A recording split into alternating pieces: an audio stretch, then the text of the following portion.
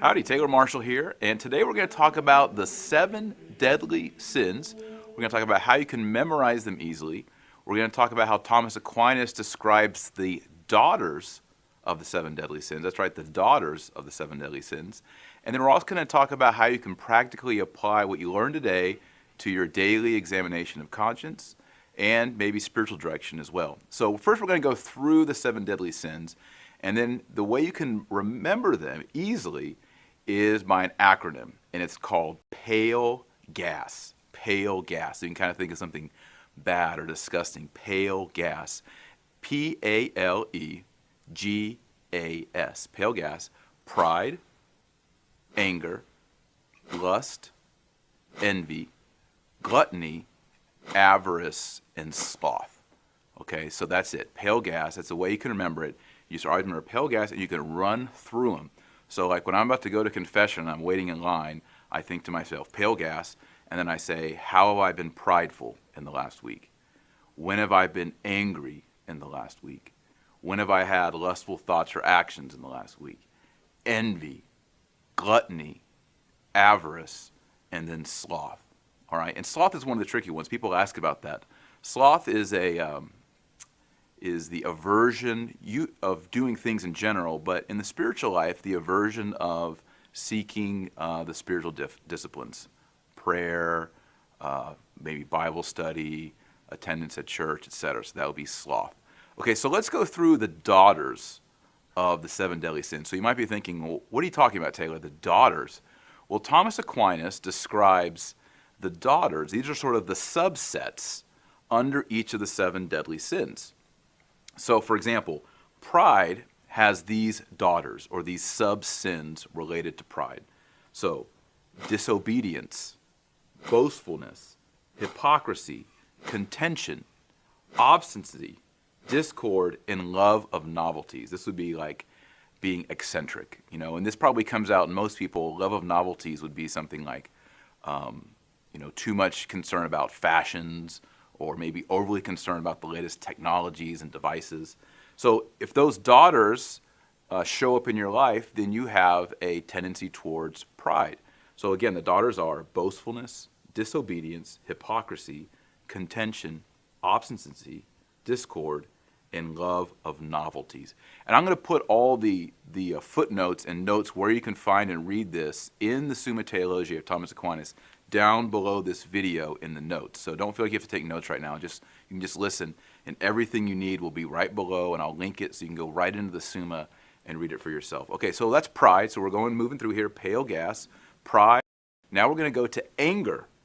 And the daughters of anger are indignation, swelling of the mind, what Thomas calls clamor. This is really just shouting and yelling at people. Blasphemy, name-calling, and quarrels. So those are the subsets or the sub-sins under anger. Next we go P-A-L. L is lust. And the daughters of lust, or the sub-sins of lust, are blindness of mind, thoughtlessness, inconstancy, rashness, self-love, hatred of God, love of this world, and contempt for the future world, for the world to come, heaven. Right? So those are the daughters of lust. We move on to E. This brings us to envy.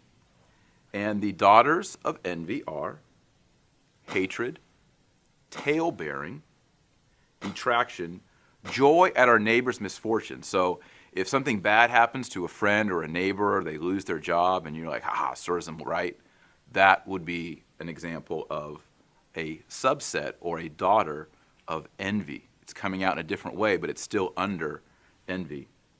And then also grief of others' prosperity.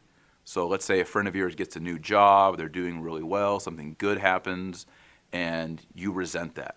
Well, that shows a form of envy, grief at another's prosperity. Okay, so we've gone through P-A-L-E. Now we get to gluttony.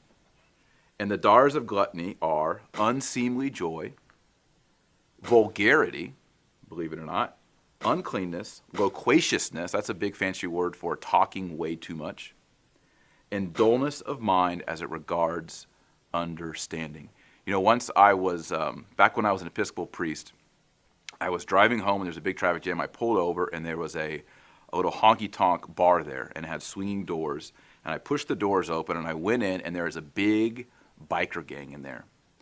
And right when I walked into the bar, one of the guys said, "Oh, JC," and he said our Lord's name in vain. And then they all turned, and they saw me standing there. And back then, when I was an Episcopal priest, I wore a collar and the black. And they all looked at me, and they all kind of got puffed up. And I thought, uh-oh, this does not look good. So I just went all the way to the other end of the bar, and I ordered a beer. Something was sitting there. And then they wanted to start talking to me. We got in this big conversation, and they wanted to know whether drunkenness, getting drunk, was one of the 7 deadly sins. And if you look at the list of pale gas, you don't see drunkenness on there. But as I explained to them, drunkenness would fall under gluttony. Gluttony is an excess of food or pleasure. And in a sense, alcohol is a kind of food. It's a desire for a pleasure. So although it's not listed in the 7 deadly sins, it is one of these subsets under gluttony. And Thomas Aquinas treats drunkenness in that section under gluttony. Okay, so we've gone through 5 so far on pale gas: pride, anger, lust, envy, gluttony, and now we move into avarice. Now you maybe hear that word and think, avarice, what is that? Avarice is an obsession with money or covetousness, coveting what other people have. All right, so that's the 6 of the 7 deadly sins.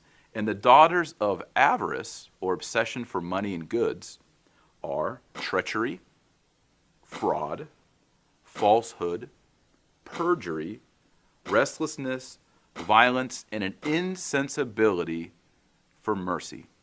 I think that last one's interesting because sometimes you hear there'll be people begging for money or people collecting for a good charity, and you'll hear someone, it's kind of like Ebenezer Scrooge, and they'll say, well, why do they need that money? They should go out and get a job or something like that.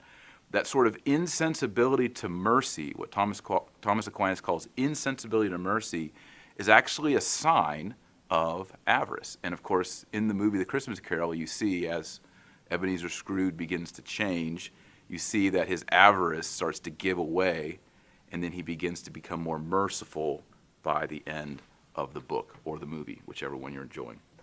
And then last of all, we get to S, pale gas. S stands for sloth, or some people say sloth. I say sloth, I'm from Texas. Sloth has its daughters, which are malice, spite, faint-heartedness, despair, sluggishness with regard to the 10 Commandments. All right, you're not responsive to wanting to live according to the 10 Commandments. Wandering of the mind after unlawful things. So those are the daughters of sloth. All right, again, malice, spite, faint-heartedness, despair, sluggishness in regard to the 10 Commandments, wandering of mind after unlawful thing. Okay, so I think from this day forward, for the rest of your life, you're never going to forget the 7 deadly sins. You may forget the daughters. I don't even have all those memorized. But the 7 deadly sins, pride, anger, lust, envy, gluttony, avarice, and sloth, all you have to do is remember pale gas. P-A-L-E-G-A-S. Now, one final application. How does this relate to your life? Well, what I do personally, you don't have to do this, but this is what I do. When I lay down at night, I'm in my bed, and I've kissed my wife goodnight, and all the kids are put down, I pray and I ask God to show me where I have failed in my life during that day. And the easy way to do that, because you're tired, it's been a long day, it's hard to think about the day, I just run through the pale gas. So I say, Lord, when was I prideful today? When was I angry? Did I shout? Did I get mad at the kids? Did I get mad in the car on my commute? And you go all the way through them. Gluttony. Did I eat too much food today? Was I intemperate? Sloth. Did I avoid my prayers? Did I not fulfill my rule of life? Etc. And that's a good way every single night to run through your life real quick. It takes maybe 20, 30 seconds. It's not a huge, opening my heart experience. I wish it were, but I'm often tired and a lot going on. But it's a great way for me just to run through that list and to make an examination and then say, Lord, I'm sorry, make an act of contrition, and then the next day I know what I'm struggling with. And then when I go to confession, I know kind of the patterns and the contours of where I'm struggling in my life because I'm daily going through this list, PALE GAS, of the 7 deadly sins. And then when I go into confession, I can immediately run through them. I actually begin with, I was prideful this many times, here's what I did. I was angry with my wife once, and I got yelled at the kids 4 times. And I go through all of the 7 in order. I actually go through the PALE GAS order. I don't tell the priest that. But I go through that, and it's a great way to organize a confession and kind of touch and hit all the bases along the way. So I hope that's helpful. Always remember for the rest of your life, PALE GAS, that's the 7 deadly sins.